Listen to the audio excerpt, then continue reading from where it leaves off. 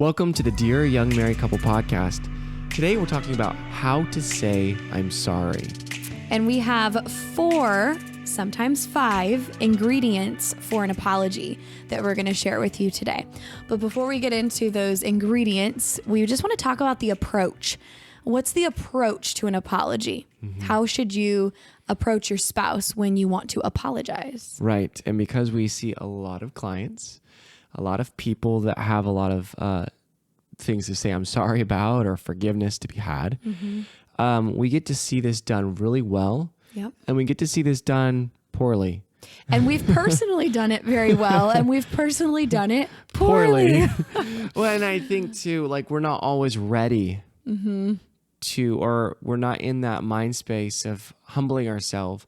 Yeah. And so this kind of puts us right into the first aspect that we need to talk about that will kind of, I think this encompasses all the other steps. So this is kind of the first part that we have to talk about is the approach. When you are approaching your spouse, you need to think, where you're doing it, your body language that you're communicating, a lot of different things. So let's talk about just the approach first. Yeah. So first of all, proximity. Make sure that you are close to your spouse when you are apologizing. If you are across the house, you're across the room and you're like, sorry, like that's probably not going to do much. The word sorry doesn't really mean anything if it's not healing the wound or if it's not reconciling what happened. So if you're wanting to truly ask for forgiveness, apologize, say I'm sorry, regardless of the infraction, and we'll talk about the different kinds of infractions, but you need to have proximity. So make sure that you are close to them, that you're making eye contact. Yeah. I think this was a difficult one for me when we first got married because I didn't want her to hurt, but sometimes when things were brought up, they were difficult for me to swallow. I didn't feel like I did anything wrong, or I thought she was overreacting, right? And so I didn't really necessarily want to mend things. I just wanted to get over it, like stop it. And so this was a kind of a balancing act that we had to do. She had to learn how to communicate her pain to me. And I had to learn to say, and realize I hurt her and I want to repair this. And so for me, working on my pride was one of my first, hurdles that I had to get over to get to a good relationship with you. And I think the other way around as well. When you come from big families, we're both the first of our siblings, for the first of 5 kids, you're in the position of leadership a lot or setting an example, and it's easy to think like I'm right. Of course I am. And that goes for anyone, regardless of your birth order. But, so humbling yourself is a big part of the approach. You cannot ask for forgiveness genuinely if you don't come with a spirit of humility. And so we've both had to work on that. And we have to work with our clients on that. Now, if there's been a huge breach in trust, oftentimes, not always, but oftentimes the person seeking forgiveness does come with humility. They are broken. They're having a hard time even thinking that they're worthy of the relationship, so that's a little bit different. But if it's a simple repair where it's just something that was, it was forgetfulness, then that can sometimes be hard to take that stance of humility, but you need to if you want to repair it. Right. And just disclaimer for everybody listening going, this doesn't address my situation. Realize that there are a lot of different angles to come at this. That's why we do counseling, because sometimes videos and self-help fixes just don't help you see yourself and the cycle that you're in. But for the vast majority of people, I think these steps really do run true. And they do work. Chris had talked about proximity earlier. I think I learned that a little bit later on, that how important and disarming it was for Carissa. Like if she's pained and I'm trying to repair her, just putting my hand on her knee or giving her a hug, even when I'm saying myself sometimes like, come on, like, let's get on. But she's pained. And this is the stance we've been talking about kind of melds into the first ingredient of the apology, acknowledging the pain that was caused. So remember, acknowledging the pain, it's their pain. Yeah. So it's not always that you feel pained here. It's does your spouse feel pain right now? And acknowledging that you hurt them. This is a person that you love. This is a person that, you said vows to and all this, right?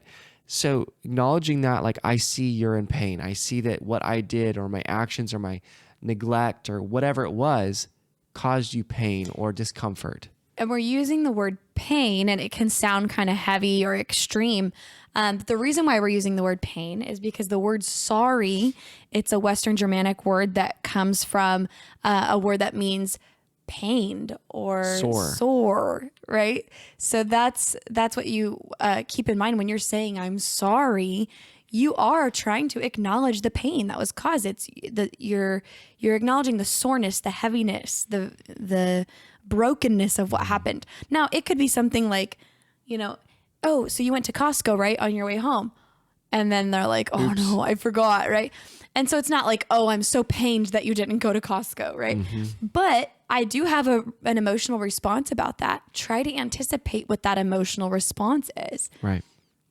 And I think when you're able to just touch base with them and really try to feel like put their pain on your feet or walk a mile in their shoes. Yeah.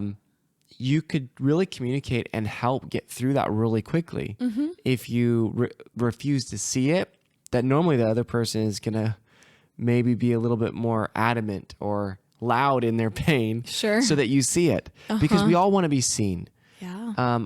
We always all want to be understood and seen by the other person. Especially so if that other person caused them pain, they're going to make sure that the other person sees that. So acknowledging the pain is one of the first points. So a simple thing would be like, man, I see that I really messed up and I see that caused you a lot of just kind of inconvenienced you. Yeah. And depending on what it is. Right. Like, so I was kind of going off of Costco, right? Oh, yeah. So, me forgetting, I know I said I would do it. I know that's so frustrating for you that I didn't do that. There you go. So he acknowledged the pain, right? By saying it's really frustration. It's not like a deep wound here. Yeah, you're just empathizing. So that's step 1, acknowledge the pain that was caused. Step 2 is to take responsibility rather than saying, oh, come on, you forget things too. And going defensiveness. in defensiveness. But instead just saying, I messed up. Right? Like, so the first step, and I know that's frustrating and that I forgot to stop by Costco. I know you were trying to get stuff prepped for the dinner tonight for having friends over or for the birthday party tomorrow. And it was important to have those things here, and, or whatever it was. Right. And then the second step, I messed up, man. So you're just owning it. Like, don't put it off on someone else. Right. Just blame. Right. We're pretty good at that. I think everybody's pretty good at like shifting that because it's not fun to hold that because we're owning it. We're saying we messed up and that's not a great emotion to feel. Well, it's humbling, right? It's humbling. Right. Yeah. Being humble is difficult. Yeah. So owning it, I'm the one who did this. I take responsibility. I'm not pushing it off. That really does help. Like, okay, they see it. Yeah. Right. I don't need to keep pushing for you to see it. You see it. And then what is the next one? The next one is to actually ask for forgiveness. And so, I mean, again, if we're talking about a quick repair of like being forgetful, you could just say, will you forgive me? Like, just a quick question. Will you forgive me, babe? And as long as your tone is there, your proximity is there, your body language is in tune, you're making eye contact and it's genuine, that will actually help. So, you can use the words, I'm sorry, that's okay. But really you want to ask for forgiveness. Will you forgive me? That's an important piece because that's part of the repair. That's taking the burden, the load, the blame and removing it. So much of relationships is seeing patterns in your spouse and in yourself. Sometimes I'm sorry is a trigger word. Maybe their parents overused it, but never changed their actions. So I'm sorry will hold absolutely no weight and actually make them more frustrated. Yeah. So that's just an example, but be very mindful of how your words affect them. Does that soothe it? Or does it make it worse? If it makes it worse, then let's, when it's not in a, I'm sorry moment, try to figure out what's going on and how you can make restitution or figure this out better. And that's the last step. Right. To make restitution. Or just to make it better, right? Yep. So so my son, yesterday we went to the park and, there was this little kid playing, having a great time. He was like beating these flowers up on the ground. And my son walked over and just kind of looking at him, like beating the flowers up on the ground. And then he walks over, he just kind of look at him and like hits him on his chest. I'm like, and little kid looks at my boy and goes, I haven't heard this story yet, hey. by the way. I'm like, Forrest, why did you do that? And he just kind of looks at me, walks over. I'm like, no, go back and give him a hug. So Forrest walks over to this boy he doesn't know and gives him a hug and walks back. And that's just an example of like, how are you going to make it better? Yeah. Right? We don't let our kids get away with this stuff. How are you going to try to fix the situation? So if, for example, we're using the example of Costco, if I forgot, go. Just, all right, fine. I'll go. And just do it really quick. But don't say, all right, fine. Right. Yeah, delete this. But go and take care of it. And that's making it right. Yeah, and making it right sometimes is obvious like that. Like, well, then go back to Costco and get it because you forgot it. But if it's not obvious, just ask your spouse, how can I make this right? How can I make this better? With our son hitting, so I didn't know about that until just now. With our son hitting a little boy, you can't make it right by going to Costco. You can't make it right by just like fixing what happened, but you can go and you can hug him and, say you're sorry. Are you okay? Did that hurt? And so just make it right. So those are the 4 steps. Step 1, acknowledge the pain that was caused. Right. Step 2, own your stuff. Own it. Don't push it off. And then step 3, ask for forgiveness. That's where you can actually say, I'm sorry, if sorry is not a trigger word. Okay. And then ask for forgiveness. And then step 4, how can I make this better? Now, we mentioned at the beginning that there were 4, sometimes 5 ingredients for saying I'm sorry, for an apology. And so why do we talk about possibly a 5th ingredient?